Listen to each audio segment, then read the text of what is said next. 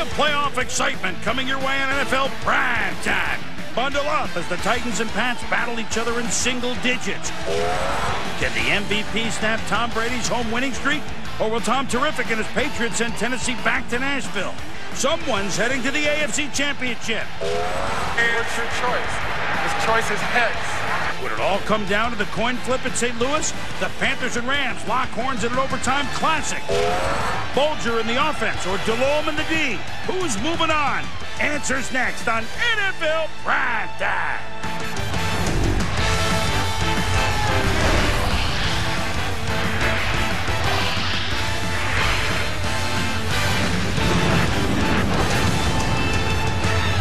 NFL Primetime is presented by Miller Lite. Primetime is Miller time. And now, here's your host, Chris Berman.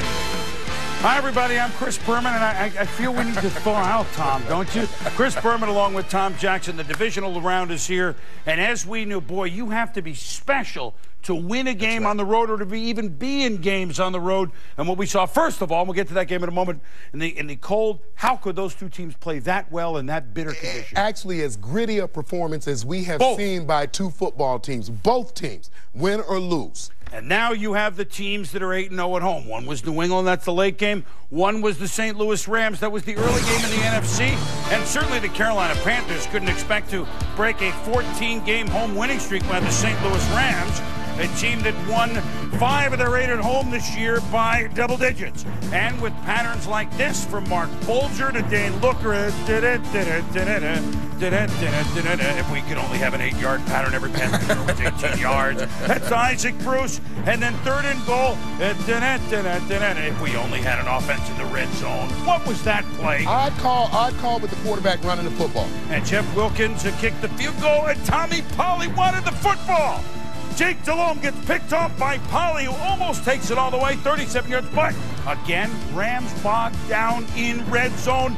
Wilkins kicks field goal, 6-0 St. Louis. Stephen Davis, left tackle. So I didn't think this guy could run this fast. Surprise, surprise, surprise, Tom. Yeah, puts on a burst at the end, and you can see about 3 steps before he got caught. You can see the injury to the quad right there. You can see his frustration. He pretty much knew he was gone for the day. Just look at the grimace on his face right there. He understands that, boy, I'm their best weapon, and I may not be able to play the rest of the game. Well, what a big 64-yard run for Davis, and then the big play early on. It's a fumble on the pitch. It's a scramble. Brian Young, number 66, had a chance at it, but no, it's a touchdown. It's fallen on by Muhsin Muhammad. The challenge, first of all, it was an intended lateral, so the ball was knocked forward. That was a good call, and heads up by Muhammad, and the Rams almost had it. Yeah, difference in the game, a bounce here and there. This was, in the end, the biggest bounce of the football game. Well, 7-6, the challenge. Don't forget it. John Fox's Panthers came on the road to do business, and they have the lead. Then, here's a 28-yard throw to Cam Cleland. But there's a flag on the play, and at least the referees have a sense of NFL history. Illegal substitution, 12 men in the huddle on Los Angeles, St. Louis. 5 yards, first down. Deacon Jones, Merlin Olsen, they were in too much. At any rate, it's a 10-9 game at the half. And then Bulger to Isaac Bruce. He had a big game, 24 yards. Later in the drive, Jeff Wilkins, who tied a record with 39 field goals most in a season this year. Good.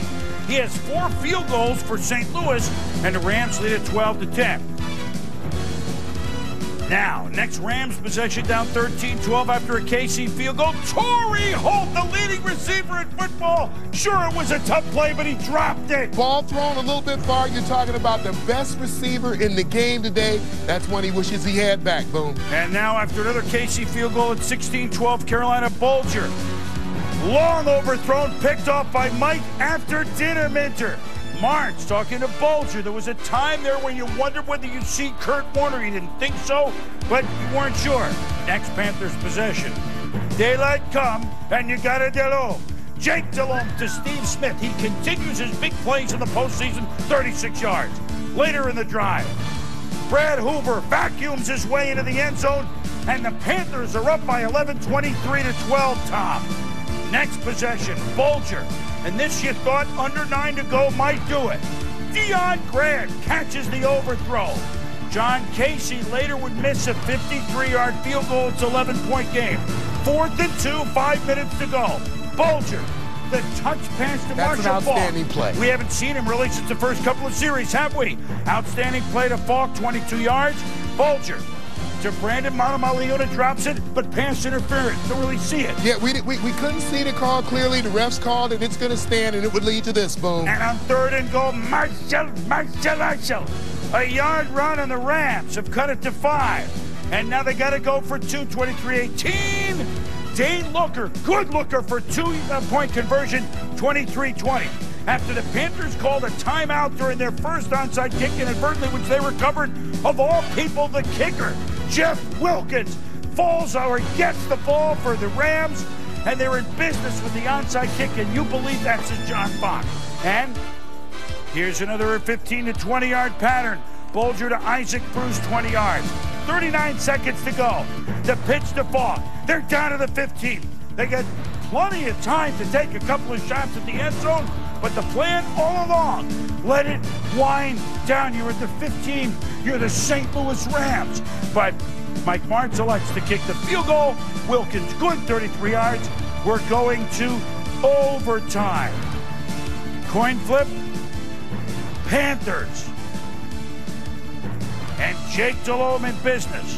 Hits the tight end, Jermaine Wiggins from East Boston. He was a Patriot hero 2 years ago in the tuck game in the Super Bowl. 21 yards. John Casey for the win. 40 yards. Good. And the Carolina Panthers have gone into Wait a minute. Delay of game? Unbelievable. They ran a couple of plays on offense and then didn't get anywhere. Casey, another try, 45-yarder, and oh no, it's wide right. The Rams live. They've come from 11 down. They've played for the field goal. They've watched the missed field goal, and now the Rams have the ball. Mark Bulger, second life. Bulger. Isaac Bruce, 26 yards. Jeff Wilkins for the win. From 53, it's up. Is it long enough? No! It's just short. It's just short. And the game goes on. The game goes on. Brian Young with the sack of Delhomme. The Panthers punt. The Rams have the ball late, first overtime. But watch this play by the third-round draft pick, the rookie from UCLA, Ricky Manning Jr., forces himself in the way of Torrey Holt and steals the ball. And then first play, second to overtime. Daylight come, and you got a Delhomme. Steve Smith could go all the way. Touchdown! Panthers win 29-23. The 14-game winning streak is over. The Cinderella Panthers of John Fox are going to the NFC Championship game with a 29-23 double overtime win in St. Louis. The Rams had a chance to maybe try to win it at the end of regulation. Mike Martz chose for the sure thing field goal to go on. He talked about it afterwards. You know, to come back like we had and get into that position, I just felt like the risk wasn't necessary. I felt like if we got into overtime that we'd win that game. Jake just threw up one of those pretty balls he does in the last minutes like he always does. Just called and was going to get called on the one this time. We just believe we can get it done some kind of way. Certainly we things went our way a few times today, but that happens when things are going well. And you know, and if we're in that same type of ball game next week, we truly believe some kind of way we're gonna get it done. There have been a lot of reasons to lay down your sword, and nobody did. So, like I said, it was as good a football game as I've ever been involved in. And, you know, I'm real proud of the way they performed and the fact that we came out on top. Well, talk about history. Last week, Al Harris, what was that, just the 5th touchdown to settle a playoff overtime game? This is the 6th touchdown to settle one, and it's the 5th longest game ever. Garrow on Christmas Day with Miami and Kansas City in 71. The Dallas Texans in the 62 AFC Championship game. Mosley goes to the post, and this. Inside the Numbers, brought to you by Visa, proud sponsor of the NFL. Well, I mean, it was historical. It was a crazy game, Tom. But we were just talking about a minute ago. Jake Delhomme, John Fox, this whole they've acted like they've been there before. And, you know, this is a neophyte team in the playoffs. Now they're one game away from the Super Bowl. We talk about a gutsy performance. This is a team that played a team that had won 14 straight games at home. They were thought to be unbeatable. You had 13 penalties against you. You kicked the winning field goal. It's called back because of a delay of game penalty. You overcome all that adversity, and you stick with your game plan. We're going to run the football with Stephen Davis. He gets hurt. Deshaun Foster does it. Now we're going to come back, and I think that Jake Delhomme really is showing the kind of quarterback that he is. I said this morning, you look all the way back to the World League, and you see that if you stay in football games, in the end, he has the poise to pull out a win for you. And the play of Carolina forced St. Louis into, I think, a curious decision. Look, you can replay it, obviously, when they didn't win. I mean, it's easy to second guess, but look, the MO of the St. Louis Rams is to score the ball. That's right. Take the ball. That's We're right. at home. Let's go. We're at the 15. Yes, I know he's picked off 3 times. Let's go. Let's go for a touchdown once or twice. Then now, and look, Mike Martz will live with this decision, Tom, for the rest of his career. Boom. I'm not saying it's unfounded. I'm not saying how dare he do it, but we all scratch our. I had a headache. Watch, I couldn't believe it. Boom, in the last 2 minutes and 35 seconds, the Rams ran 4 plays leading up to that field goal. Here's what's curious. Red zone offense, where was it? Marshall Faulk, after the first 2 drives until the end of fourth quarter, where was it? Torrey Holt had a game. He was better on our set. Torrey's a great player, but there was a game that, you know, a couple of big plays he could have made didn't happen. Look, I said before that maybe Coach Martz was kind of the Steve DeBerg. I said this morning, and we love Bergie, the teammate of yours, a friend of ours, keeping both teams in the game. Well, with the field goal at the end, it kept both teams in the game, and you roll the dice now on overtime, and you lost. Instead of the greatest show on turf, it was the greatest toe on turf. Wilkins was a great field goal kicker, but guess what? They're going to live with that. They're going to have to live with this for a long, long time, and hats off to the Panthers. Hats off. Guys, more on that game in a moment, but now we're going to take the temperature down to New England for Tennessee and New England in a superior game.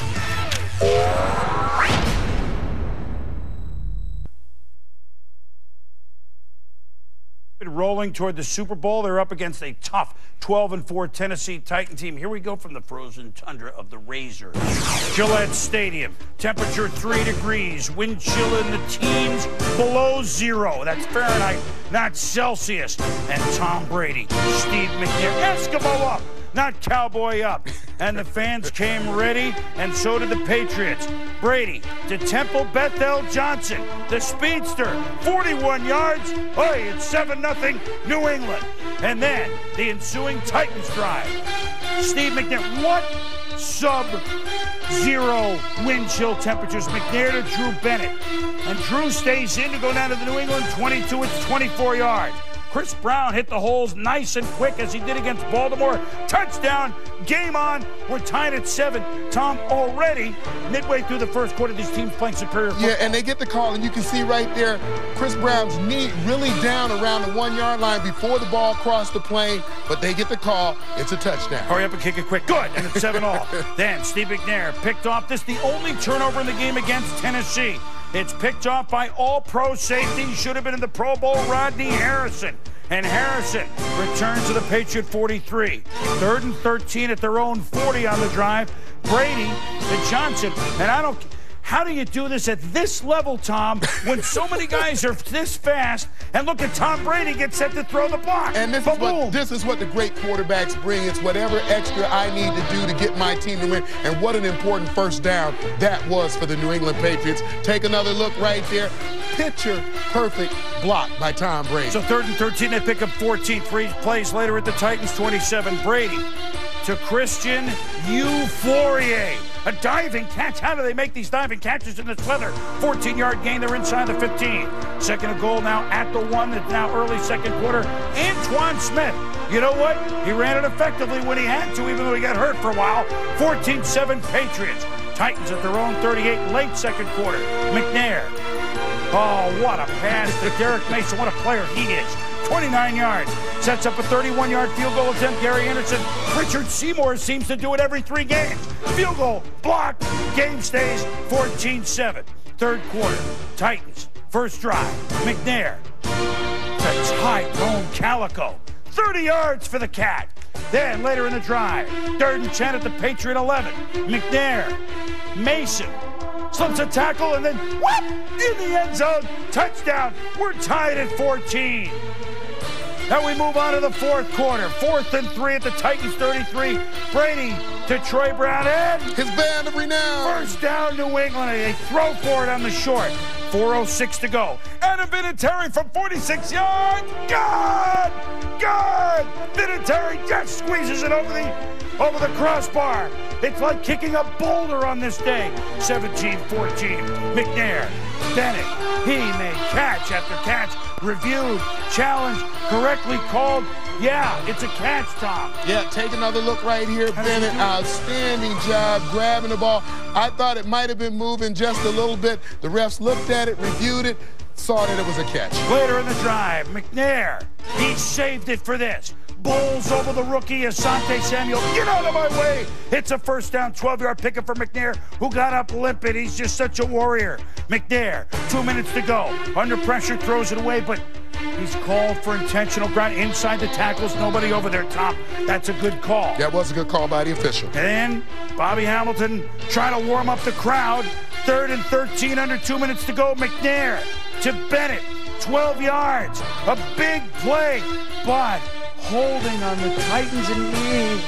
Another very iffy call. You know, the best officials are the ones we don't know are out there. 3rd and 23, McNair to Bennett. So they pick up 11 to give him a chance. It's 4th and 12. From the 42-yard line, 1:44 to go. McNair, Bennett.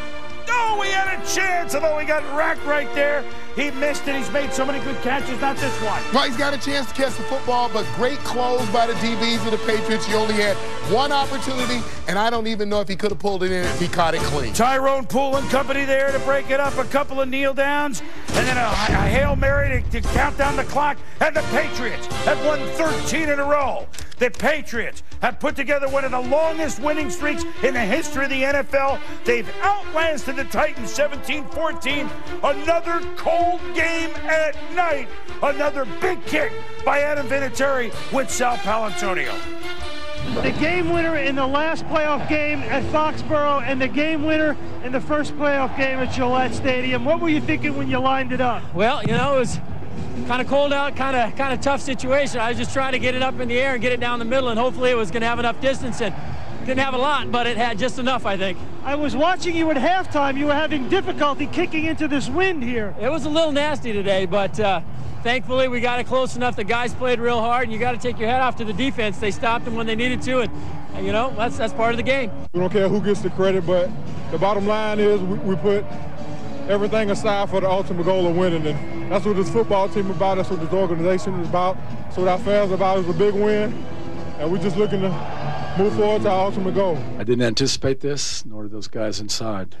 But you know, it's this numbing feeling comes over you when you have an expectation level as high as we did, and it suddenly comes to a screeching halt. Yeah, it was a well football game, and it's good to come away with that one with a win. It was tough. It was hard fought, and you know, we're just gonna have to be ready to suck it up and you know, go again next week. But it's a good position to be in. Well, again, we reiterate, playing conditions like that, one turnover for each team. And here, the Patriots' MO, they never got behind. I know, you know, always 7-0, 14-7. They don't get behind. They play solid defense. They run the ball as much as they have to. Antoine Smith actually does his best running toward the end of the season and into the playoffs. And great special teams. And then the most important thing to me, Tom Brady is not only an outstanding player for his team at quarterback, but he never makes that mistake that you get to take the other way for easy points against that defense. So he gives his defense the best opportunity to be successful with the rest of his football team and win games. Now the Patriots know they will host the AFC Championship game against either Indianapolis or Kansas City. And keep this in mind, if it is Indy, the reason they have the home field is that 1 yard, that goal line stand they made again. We don't know if Indy's going to win that game against KC, but that is the situation. So the Patriots will be at home against tomorrow's winner. When we return, more on the Panthers running it up, literally against the Rams, and then outlasting them in 2 OTs. Pumps, he's got time, throws downfield. Smith at the 45 to the 40. It's free. It's 20, 10, 5, touchdown! Woo! Touchdown, Steve Smith! 69 yards, and we are going to the NFC Championship game. You know, Jake Delhomme is a little Tom Brady in him. Yeah, okay? absolutely. But that play was set up because of the way they ran the ball, Tom. Well, you talked about New England's MO. We knew that Carolina's MO was going to be running the football, and they did that today 41 times for 216 yards, and they did it with a number of different players. We're going to take a look at the main man, Stephen Davis, coming off the cut. Chris Mangum blocking on Tino Isamoah. You look at the hole right there, they get the good push up the middle of the football field. The thing that I love about Stephen Davis, he is quick in and out of the hole. Going to pull a quad as he's going down the field. So now we have to go to our next guy, Deshaun Foster. Same blocking theory. Tino Isamoah coming across on the trap. And yet Deshaun Foster sees the hole out the back door, does a great job of getting in and out of it, and this is great vision. This is the thing that he brings, maybe that Stephen Davis doesn't. A little less north-south, a little bit better vision.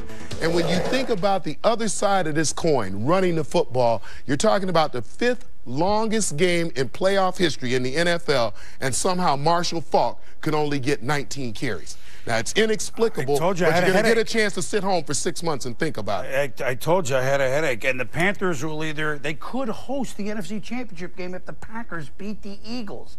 Hello. When we return, take a look at Sunday, take a final review of 2 stellar playoff games. Prime Time, presented by Miller Lite. Grab yourself a great-tasting low-carb Miller Lite. Well, 2 excellent games on this Saturday in divisional playoffs, and then the Sunday games. Now, keep in mind, we haven't had 2 road teams win in this round since '95. The Packers are one of those teams then, so this could be another kind of pace-setting one. Colts at Chiefs early, Packers at Eagles late, and we have stars and 4,000-yard quarterback, an MVP. My God, we got the best quarterbacks, best team. This is, hey, if tomorrow's anything like today, I'm still reflecting on today, and you think about the New England Patriots. They're a team that has every base covered. Great special teams, great return teams. See more blocks a kick. Quarterback doesn't make a mistake. Boy, they are going to be hard to beat. They haven't lost since the end of September. Can they win all the way to February? For Tom Jackson, I'm Chris Berman. Thanks for watching Primetime.